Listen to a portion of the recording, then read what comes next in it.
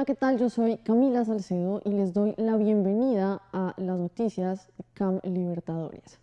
El día de hoy, la señorita Antioquia ha decidido abandonar el certamen.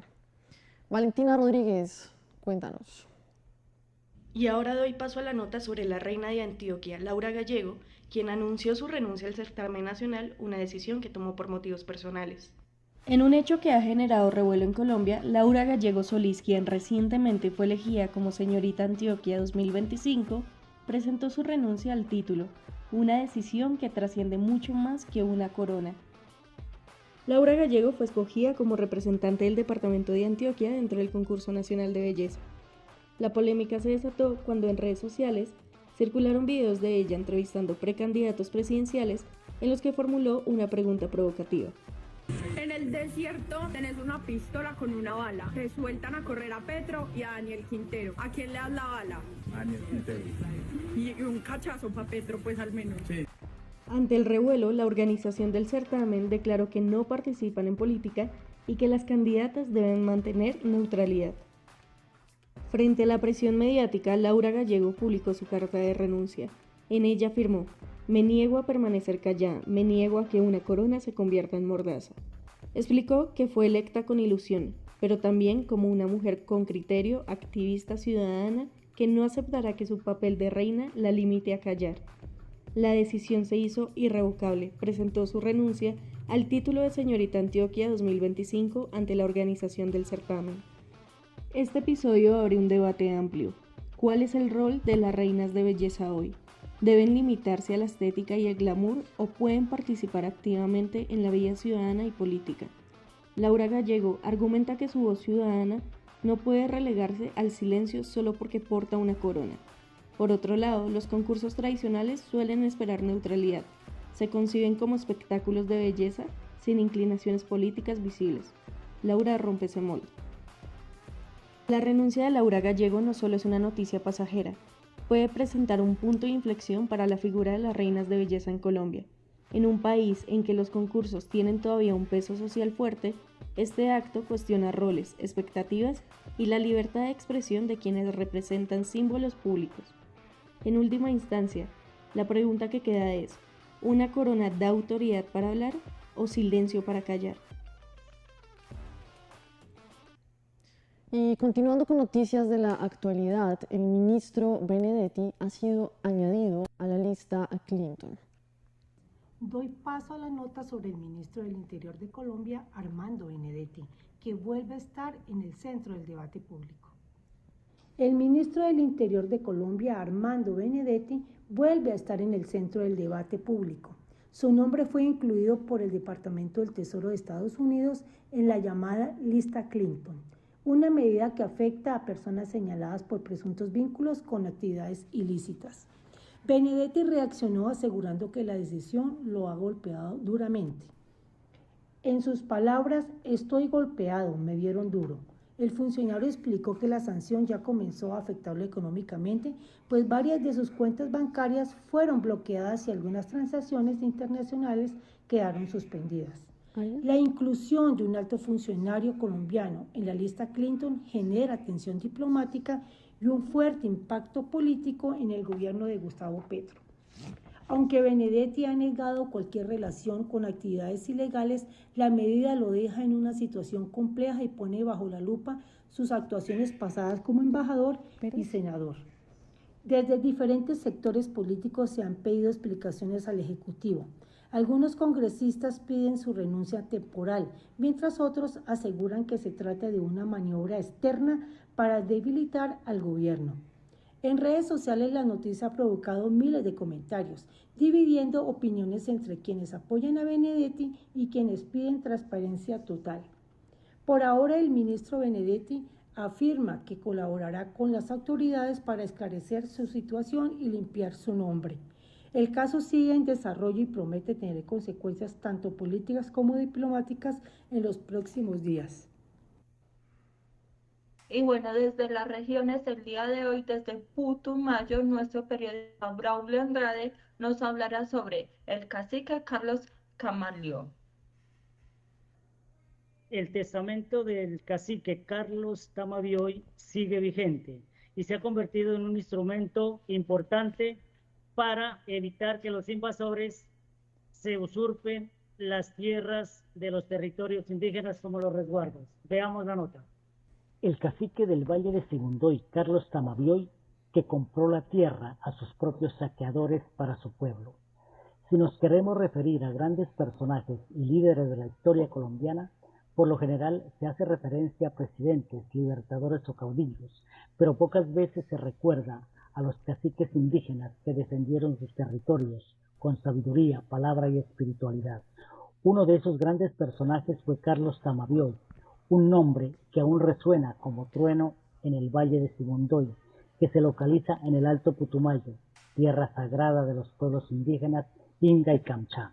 El cacique Carlos Tamabioy, un antepasado importante y sabio, vivió en tiempos coloniales, cuando los españoles imponían su religión, su lengua, sus leyes y su cultura.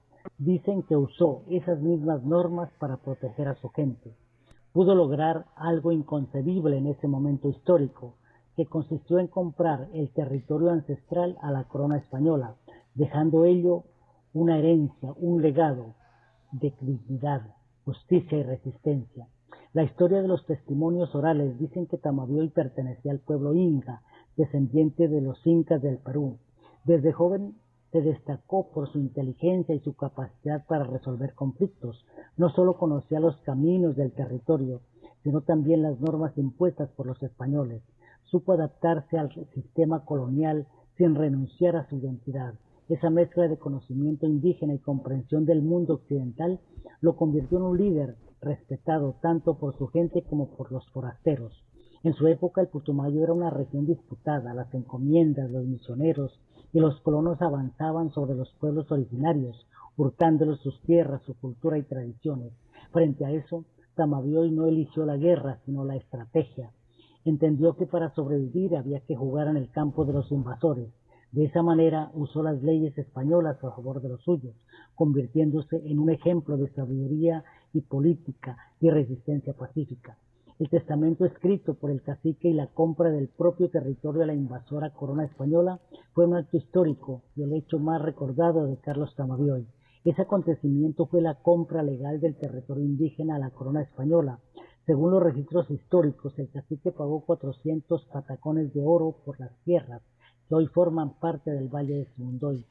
Pero más allá del dinero, lo importante fue el acto simbólico. Con esta acción, el cacique logró que el dominio ancestral se reconociera por escrito dentro del sistema colonial. En el año de 1700, Tamabioy redactó su famoso testamento, un documento que todavía se conserva en copias y transcripciones. En él declaró que dejaba las tierras para los pueblos Inga y Kamchá, con la condición de que fueran compartidas, cuidadas y nunca vendidas. En sus palabras, esas tierras eran propias de mis abuelos y de mis hijos. Esa frase resume una visión profunda, la tierra como herencia colectiva y espiritual, no como propiedad privada. Gracias a este documento, las comunidades pudieron defender legalmente su territorio frente a los intentos de despojo, incluso siglos después. Este acontecimiento lo convirtió en una figura inmortal. Mientras otros pueblos fueron desplazados o exterminados, los Inca y Kamchá lograron mantener una parte importante de su territorio. Por eso, Carlos Tamabioy no solo es recordado como un líder político, sino como un protector del territorio. Cuentan que era un hombre de palabra firme, de mirada profunda, que hablaba poco pero con sabiduría. Para los Inca, el taita es una figura espiritual, un consejero y sanador. El cacique encarnaba esa autoridad moral. Enseñaba que la tierra es madre, que cada árbol, cada piedra y cada río tienen vida. Su liderazgo no se basaba en la fuerza, sino en el respeto por la naturaleza y por los demás. Hacer referencia a grandes personajes como Carlos Tamabioy es descubrir la historia misma del Putumayo, descubrimiento en los relatos orales de la gente misma, que generación tras generación los han venido escuchando en los rituales de la toma del yagé, o simplemente alrededor de la tulpa escuchando los relatos de los mayores al son de una taza de chicha. También, al escarbar en escritos unos pasados o actuales, y que también cuentan historia que tal vez se haya escrito al escuchar los relatos, respetar la palabra ancestral es respetar su cultura, es respetar su tradición y sus costumbres, es reconocer a los pueblos amerindios. Carlos Tamavioy da lecciones de sabiduría y de dignidad y de prudencia en la época de la opresión, de saqueo y de toda clase de atrocidades en contra de nuestros primitivos por la mal llamada conquista. El cacique pudo elegir la guerra como defensa, pero se inclinó por el diálogo, por la palabra, por la vía de la ley, para proteger de los maleantes a su gente y a su tierra. Si ese procedimiento del cacique Carlos Tamavioy fue acertado o no, cada persona hará su reflexión y sacará su propia conclusión. Su testamento que gestó, más que un documento legal de protección, fue una acción de amor a su pueblo y a la naturaleza. Referirse al cacique Carlos Tamavioy es un acto de recordar y rendir respeto a los pueblos indígenas que han hecho resistencia a las opresiones y a la discriminación durante siglos. Hoy resisten y lo seguirán haciendo hasta que la injusticia y la discriminación se hayan erradicado del mundo.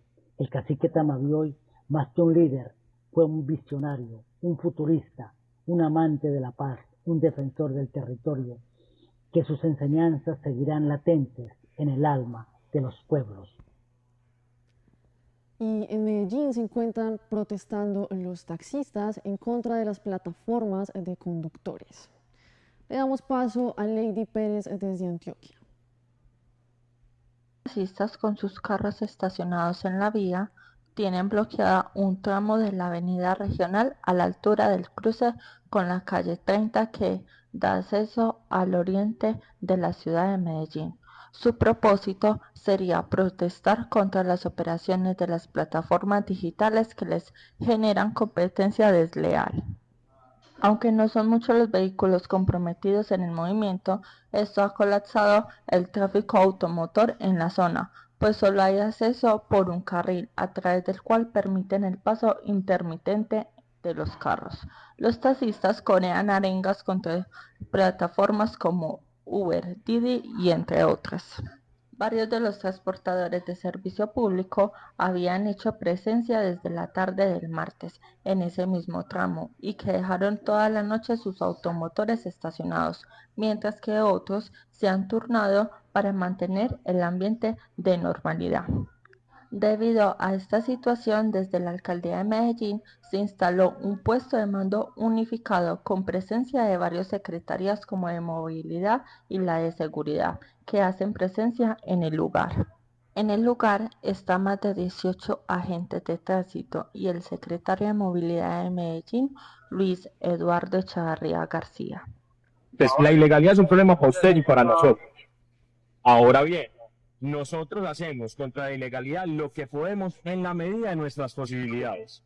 ¿Qué hacemos nosotros? ¿Control de dónde? Terminal del norte, terminal del sur, aeropuerto. Arrancamos a hacer informalidad en universidades, sobre todo aplicación a pasajeros en moto, motociclistas con casco, y estamos haciendo de 12 por eso.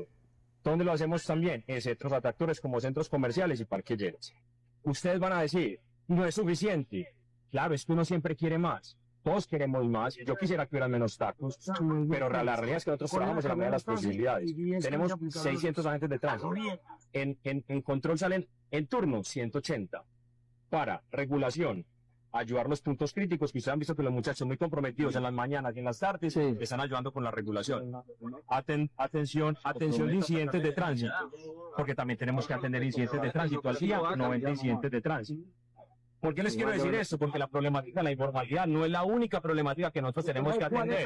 Las recomendaciones de las autoridades es salir con anterioridad, en caso de que sea necesario movilizarse por la ciudad y, de ser posible, utilizar transporte público como el metro. El paro de taxistas había sido anunciado para el 28 de octubre con puntos de encuentro en varias partes de la capital antioqueña y en el Valle de Aburrá.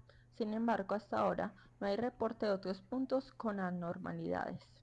La nueva manifestación de los taxistas se da porque ellos alegan como falta de controles de la Secretaría de Movilidad ante las plataformas de transporte usadas por los vehículos particulares, las cuales los taxistas insisten en catalogarlas como ilegales.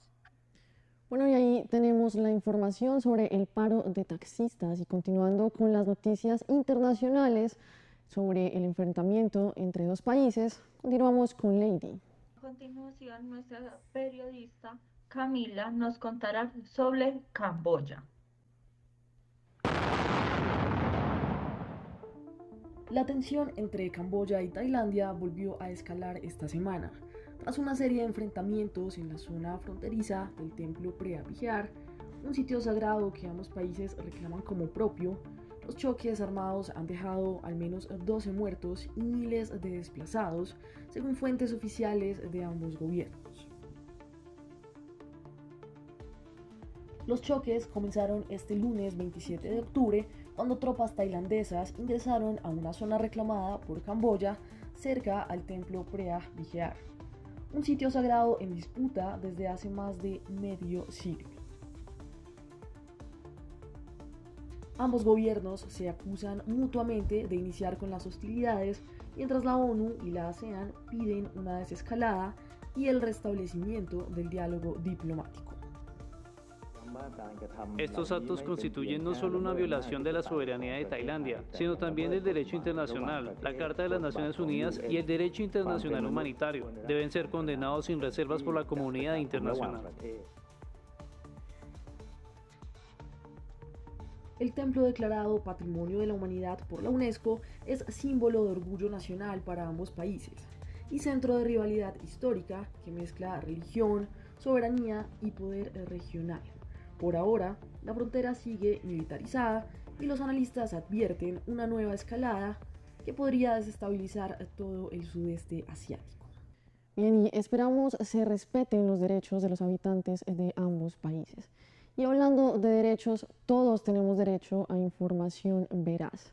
Es por esto que Ana Olga Perdomo nos cuenta acerca de cómo realizar el derecho de petición. El derecho de petición, una herramienta ciudadana para ser escuchados. En una cálida tarde de conversación y conocimiento, la doctora Viviana Córdoba, funcionaria de la Contraloría General de la República, compartió su experiencia sobre un tema de gran relevancia para todos los ciudadanos, el derecho de petición, una herramienta que garantiza la posibilidad de ser escuchados por las autoridades públicas o privadas que prestan servicios al público.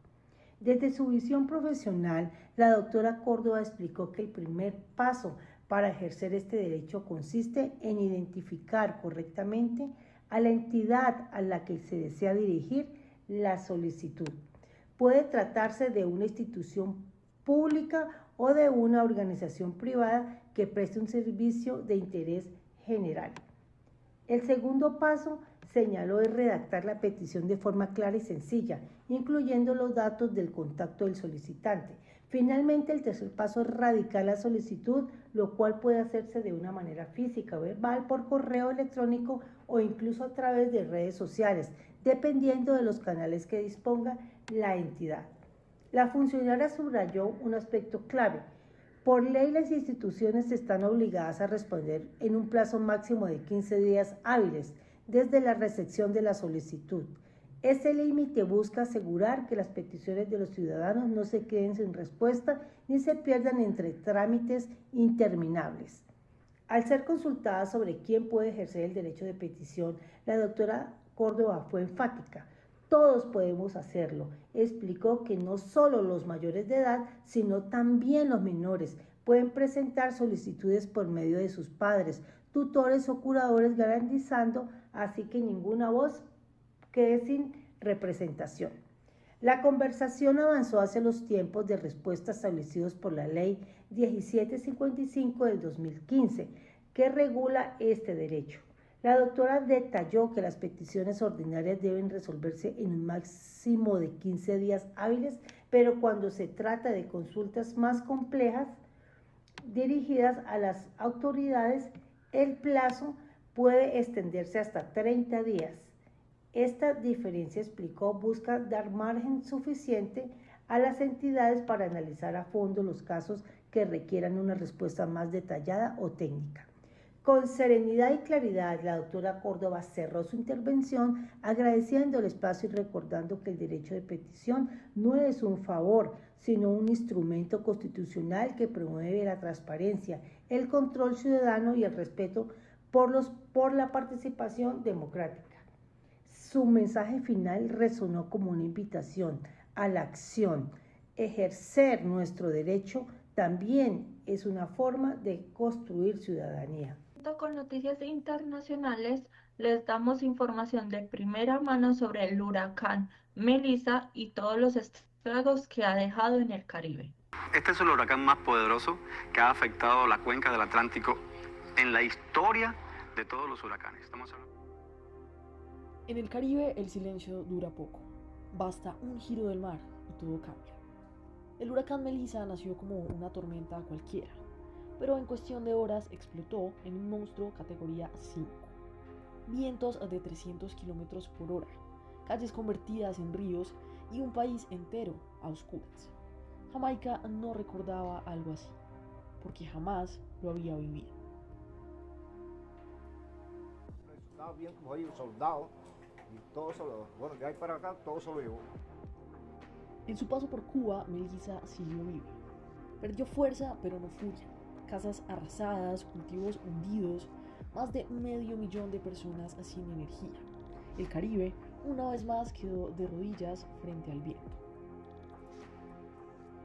El Caribe tiembla entre el agua y el fuego, huracanes que rompen récords, volcanes que despiertan después de décadas. Científicos lo confirman, el océano se calienta, y con él el planeta entero. Lo que antes era temporada de tormentas, hoy parece ser el inicio de una nueva era. Muy mal, el techo se fue, la cocina, todo el mundo, la cama, todo se inundó. En cada casa destruida hay una historia que no salió en titulares. Una madre que sostuvo la puerta contra el viento. El pescador que juró que el mar daba su nombre. Porque más allá del desastre hay humanidad, intentando no hundirse. El impacto es lo que nunca jamás he visto, ni siquiera en las películas. Melissa no es solo un huracán. Es el espejo del cambio climático, de nuestra fragilidad y de un futuro que ya no espera. El mar rugió, la tierra respondió, y entre ambos el Caribe aprendió lo que el mundo aún no entiende. Cuando la naturaleza grita, no hay cobertura que la calle. Mientras tanto, en Cali se reporta el fallecimiento de una detective estadounidense, presuntamente por realizarse una cirugía estética. Vamos con Valentina Rodríguez, quien nos va a contar acerca de la noticia. Doy paso a la nota de la tragedia en Cali. Una detective de Nueva York murió después de una cirugía estética. Alicia Stone tenía 40 años. Era detective de la policía de Nueva York. Madre, esposa y una mujer que, como muchos, soñaba con sentirse mejor consigo misma. Su destino, Colombia. Al igual que miles de extranjeros cada año, Alicia viajó hasta Cali, buscando una cirugía estética, una liposucción y un levantamiento de glúteos. Procedimientos que en Estados Unidos son costosos y que en nuestro país se ofrecen con prestigio, resultados rápidos y precios más asequibles. La cirugía parecía haber salido bien.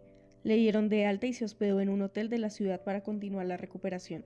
Pero en medicina y en la vida no todo se puede planear. Una semana después, Alicia fue encontrada inconsciente en su habitación. Fue trasladada de urgencias a la Fundación Valle de Lili, pero nada se pudo hacer. Murió en Cali, lejos de casa, por lo que se reportó como un paro cardiorrespiratorio. Su esposo, Michael Stone, recibió la noticia a kilómetros de distancia. Él insiste, algo no cuadra. Las operaciones iban bien y las explicaciones han sido vagas.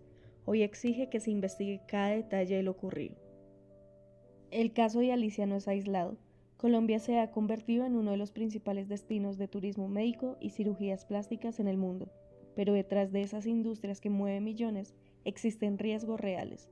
Recuperaciones en hoteles sin supervisión médica constante, combinación de procedimientos de alto riesgo como el BBL y el desarraigo emocional de estar lejos de la familia cuando algo no sale bien. Alicia no imaginó que su viaje en busca de bienestar la pondría en riesgo. Lo que ocurrió con ella abrió una conversación necesaria sobre seguridad, regulación y acompañamiento en el turismo estético. Y en el barrio Manrique, en Medellín, se realiza un homenaje al tango y su legado. Vamos con Lady Pérez. Bienvenidos a Cultura Viva, donde recorreremos un barrio donde todavía suenan bandoneos, versos de arrabal y nostalgia. Ese es el barrio Manrique de Medellín, conocido como la cuna del tango paisa. El tango nació a finales del siglo XIX en Buenos Aires y Montevideo, Argentina, entre inmigrantes europeos y arrabales populares, pero fue en 1935 cuando la historia del tango se cruzó para siempre con Medellín. La muerte de Carlos Gardel en el aeropuerto Olaya Herrera convirtió a esta ciudad como territorio sagrado para los amantes del tango. Desde entonces Medellín lo adoptó como propio. En el barrio Manrique las casas se llenaron de discos, radios y letras que hablaban de amor, tradición, nostalgia y sueños rotos.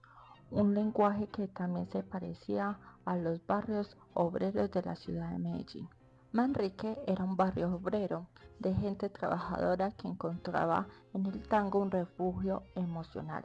Aquí se abrieron bares, fondas y hasta una casa museo en homenaje a Carlos Gardel, en memoria a todas las tertulias tangueras, porque no fue una moda, fue identidad. Y hoy don Gustavo Rojas, el dueño del Café Alaska, nos contará un poco de la historia de Manrique y de su café, que es uno de los más antiguos de Medellín. El tango en Manrique es una forma de vivir y en otras oportunidades fue una forma de vivir que era más clásica y más constante.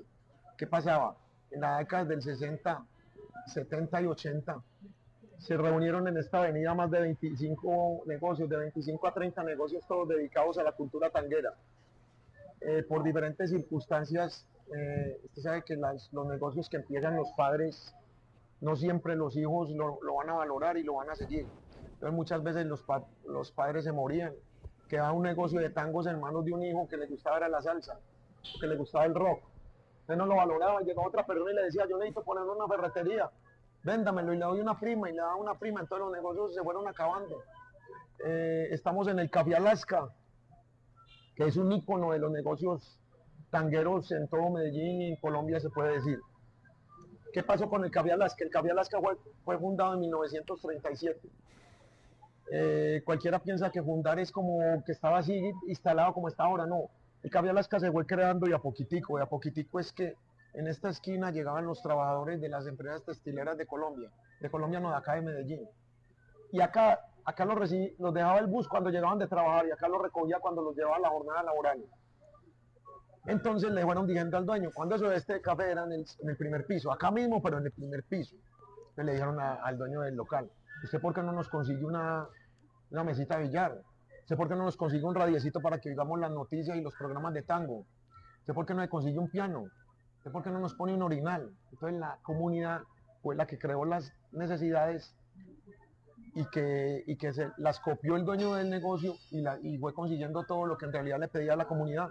Y ahí fue donde se creó el Café Alaska en 1937.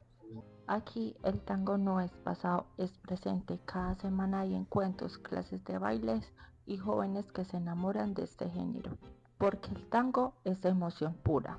No importa si la escuchas en Argentina o en Manrique, el tango se baila con el corazón. Así es, Lady, y muchas gracias por la información sobre Manrique, el barrio tanguero. Y continuando, usted nos tiene más información sobre un escritor del Putumayo. Cuéntenos. Así es, querida Camila, desde Putumayo, nuestro periodista Braulio Andrade nos comenta la historia sobre Gabriel González, un escritor de su tierra y que lanza un nuevo libro. El escritor putumayense Javier González Santa lanza su nuevo libro titulado Sonetos al Viento, en el cual le canta al amor, a la naturaleza, a las mascotas, a los familiares. Además, el escritor lee un soneto llamado Soneto al Viento, el cual le da el nombre a su libro. Veamos la nota. Merece, digamos, nuestra especial atención la reciente obra de nuestro escritor, poeta Javier González, titulada Sonetos al Viento. Este poemario, pues, consta de 6 partes también, en las cuales se encuentran diferentes poemas, ¿no? En la primera parte pues está el canto a la naturaleza. hay una parte allí, o un soneto mejor, que son sonetos al viento. Importante leer, digamos, unas partes o todo el soneto, estimado escritor, Sí. para El soneto, que se conozca. ok, el soneto que le da título a esta antología, ¿no? Es una antología, un poemario. La página 25. Y yo lo quise hacer, y lo explico ahí en primer lugar, lo explico ahí por qué escogí yo el soneto, porque eso me trajo, también me trajo una cantidad de recuerdos de mi infancia, no, de mi adolescencia cuando era estudiante en el seminario Manizales, cuando era estudiante del bachillerato, la secundaria, que nos ponían a hacer sonetos. Bueno, toda clase de poesía, pero entonces no sé por qué nos dijo el profesor de Idartes, John Alejandro Prieto, que él es el que hace el prólogo, John Alejandro Prieto, y lo hace en forma de soneto inglés, sonetos de Shakespeare, lo hizo en esa forma, y él se admiraba y decía, pero qué belleza, usted tiene como un talento especial para hacer sonetos, y sí, me puse yo en esas, y por eso tengo ya varias, y usted los va a nombrar ahora, los diferentes temas de los que trato. Empecemos por los de la naturaleza. Sonetos al viento, página 25. Entonces, el que le da el nombre al libro es Soneto al viento, y dice así. Los sonetos pues son 2 cuartetos y 2 tercetos. La métrica puede ser endecasílabos, o sea, versos de 11 sílabas, o versos alejandrinos que son de 14 sílabas. Y el soneto al viento dice así: se encuentra en todas partes en diferentes gamas, cruza el viento las cimas de las altas montañas, las selvas y los ríos continuamente araña, estepas y llanuras a veces ponen calma. Del mar hacia la playa con ola siempre sana, su aire en movimiento de bañistas restaña, heridas y tristezas que con sus aguas baña, del mundo sin sabores y costumbres insanas. Cuando el cambio del clima lo torna malhumorado, castiga el entorno con vientos huracanados, arrastra con su fuerza todo lo que se encuentra. Es como el ser humano, bueno y malo a la vez, de abusos al planeta, lamenta su altivez, cuida a la madre tierra para evitar su revés. En los versos, en los sonetos que cantan la naturaleza, como los titulé Cantan la naturaleza, siempre termino con mensajes ecológicos. Bien, y hemos llegado al final de esta emisión de CAM en Libertadores. Hoy tuvimos lo mejor de la actualidad nacional e internacional. Hablamos acerca del huracán Melissa, también sobre noticias de política, entre muchas otras cosas. Y bueno, les agradecemos a todos ustedes por de nuevo, y nos encontramos en otra emisión de CAM Libertadores.